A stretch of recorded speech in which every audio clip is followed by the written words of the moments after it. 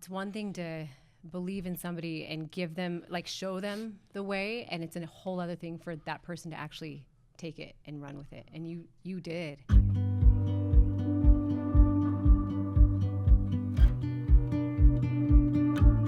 And also, I think you saw that from me because that's who you are. It's like the whole law of attraction. Like, you get what you give. And like, you are, it's funny because the things that you tell me on a daily basis or whenever you talk, you're the most freaking complimentary human I know. And like the compliments you pay me about how you feel I've helped your life, I see you now doing that. And we just talked about it last night, times 100 to the people in your life. Like, and so I truly believe the reason you got out of our conversation, our interaction from the beginning, what you did, is because you are already that person. Like, you are somebody that loves, you believe in people, like, and you will not give up on them. You know? Yeah. And no matter what. No. No matter what. And yeah, the year was good. Yeah, the year was good. It's fun, and I think a lot of people think I just babied you the whole year, and they like say that all the time. They're like, "Heidi, babe, I have given you more tough love than probably any other human on earth." Yeah, next to my kids. I agree. I have. 100%. 100%. I've had more like texts or tough love texts of like, you need to do this or that than anybody. But I love it. And I always like, if I didn't care, if I didn't love you, I wouldn't do it. Yeah, you know exactly. that. Mm-hmm. And sometimes I have to let it sit for a while without saying sorry. Yeah. Well, and also I think what was you the know one, certain times where you're like you also know certain times to be like, okay, I'm gonna let this one sit for a bit. Because if I come at him, and then I'm gonna check in on it. Yeah, it. because if I come at him right now, it'll be bad. Yep. It might be a bad idea. What was the one that you got about a month ago?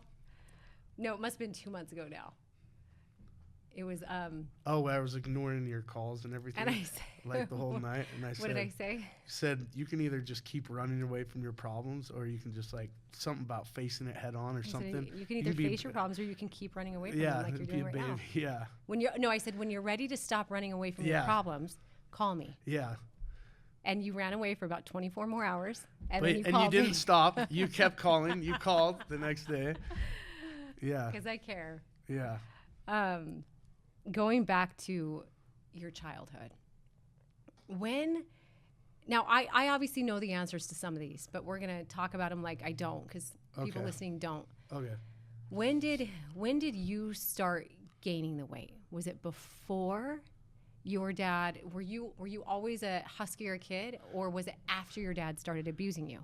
I think I was always kind of a little bit huskier, but it was more after high school when football stopped. Like right as soon as football stopped, it was just like, here it comes. Now, so let's just piece the timeline together. So when football stopped, I was always a little bit bigger. Like when I was in 6th grade, I was supposed to be on the lightweight, but I made middleweight. Okay, so you weren't, but I remember seeing pictures. Yeah, I wasn't and over the top. No, I wouldn't have ever thought you were, I looking at those pictures of you as a kid, I never would say, okay, that guy's going to be 410 pounds. Yeah, exactly. What was your height weight? It's changed a lot. It's between 410 and 420. It hasn't changed a lot, Heidi, but. Well, I mean, Chris posted one way, I posted another, and we both posted wrong. Well, Chris always says, like, cuts me.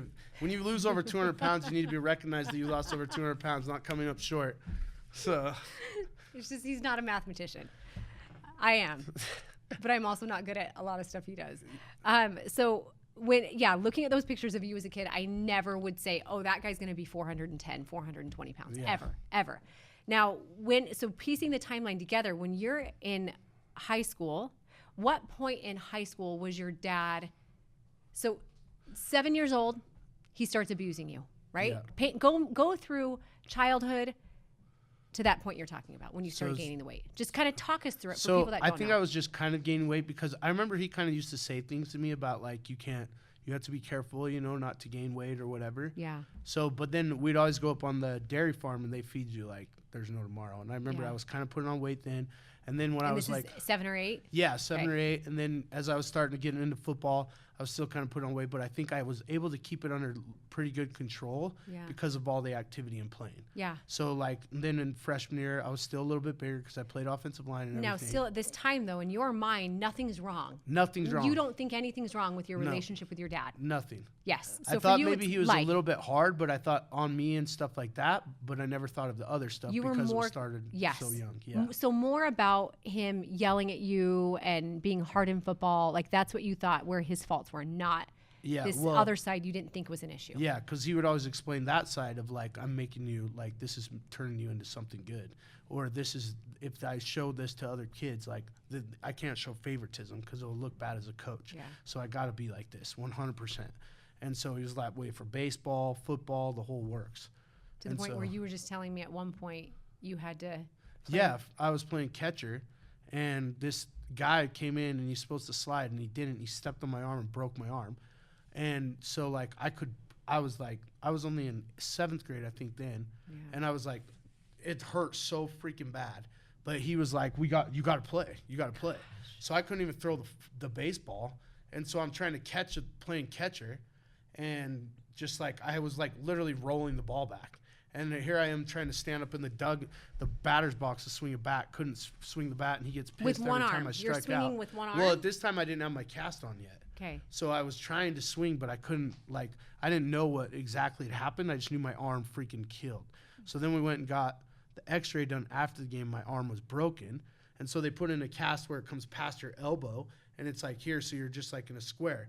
So he freaking Googles, how can you still play baseball? And I guess they cover it up with something, you can still play baseball. Yeah. So I go out there and I'm trying to play baseball with one freaking arm. So I tried to swing a bat with one arm, try to throw the baseball with one arm, and it was my left arm that I'm not left-handed. It was my right arm was broken, so it completely threw off. And he would get mad if I strike out. And it got so bad that somebody called Child Services, and they came to our house and, like, investigated the whole situation. And they never did anything, obviously. No. So you, at that point, you're thinking, if anything, my dad's too hard on me. Yeah. He's maybe physically abusing you, abusing me, but you didn't think there was anything. You didn't even know what sexual abuse was. No. You hadn't gained a ton of weight. Then you hit, at what point did these kids start stepping forward and saying your dad It was my sophomore year. My sophomore year in high school.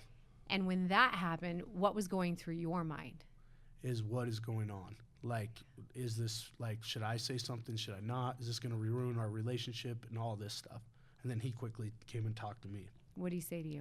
He said, this will ruin, do you want to lose me forever? What are you going to do without me? So if you say something, something could happen. And what are you going to do? But at that time, I didn't know.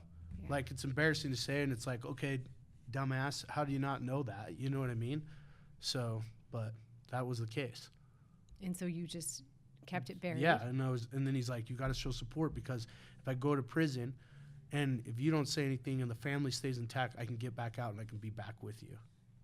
So and that was his goal. And he obviously said that to my mom too, my brother, me, because we all went and visited him all through high school. Yeah. And so during that time, you knew something was wrong. And do you think weight started piling on then? Oh, yeah. Like, as more each year went on, and then as soon as football was done, it really piled on. Especially when my friends all started leaving on their missions and stuff like that. Because when I was on my mission, I was probably, like, close to, like, 270 at that point. And emotionally and mentally, like, where were you?